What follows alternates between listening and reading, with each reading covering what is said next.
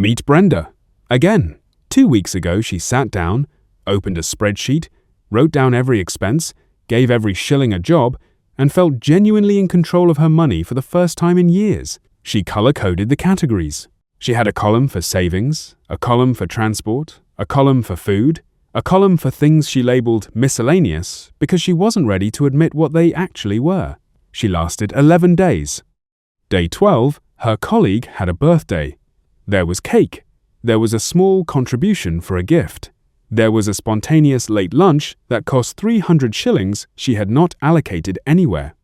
She came home, opened the spreadsheet, looked at the numbers, felt something between guilt and exhaustion, and closed it.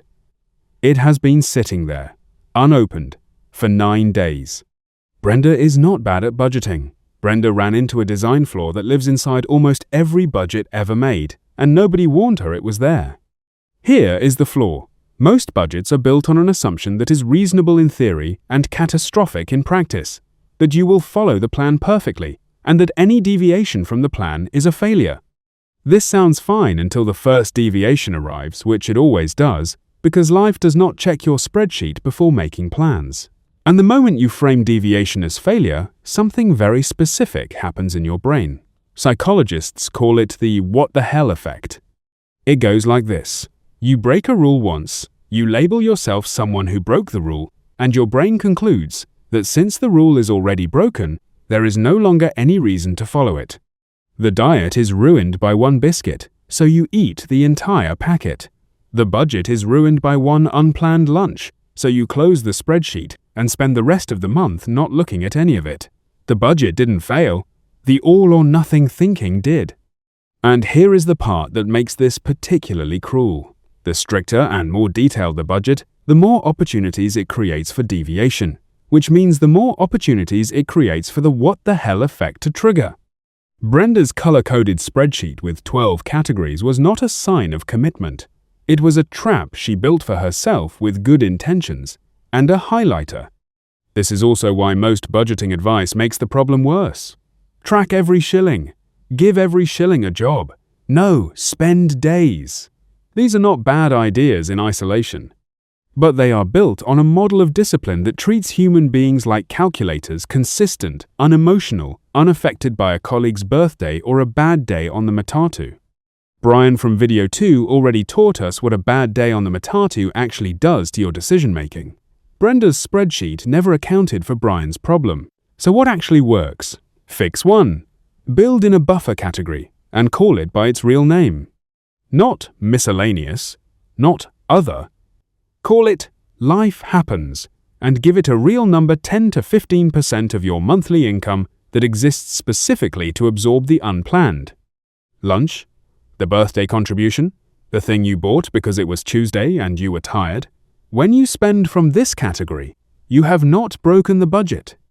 You have used the budget exactly as designed.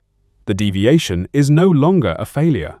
It is a line item. Fix 2. Reframe what the budget is for. A budget is not a test you pass or fail. It is a record of where your money went and a rough plan for where you want it to go. The spreadsheet, sitting unopened for 9 days, is not doing either of those jobs.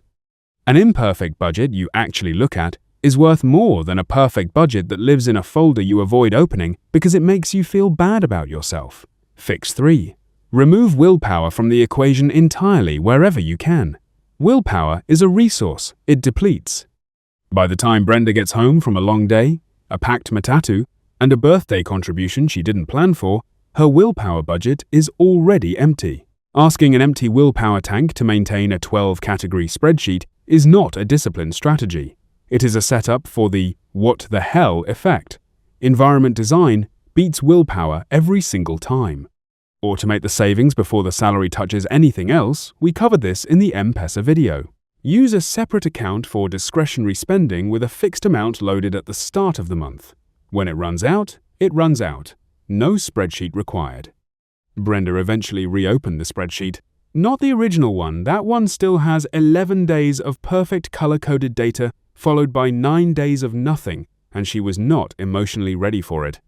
She started a new one. Simpler. 3 categories: fixed costs, savings, and everything else. No color coding, no 12 columns.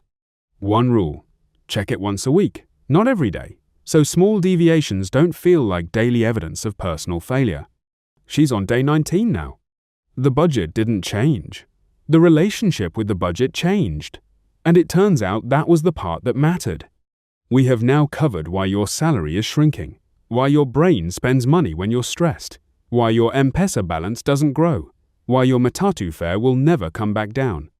And now, why the tool most people reach for first. The budget fails not because of the numbers, but because of the design. Next week, we look at what happens to your brain when all of these things are hitting at the same time, and why it feels so much worse than the sum of its parts.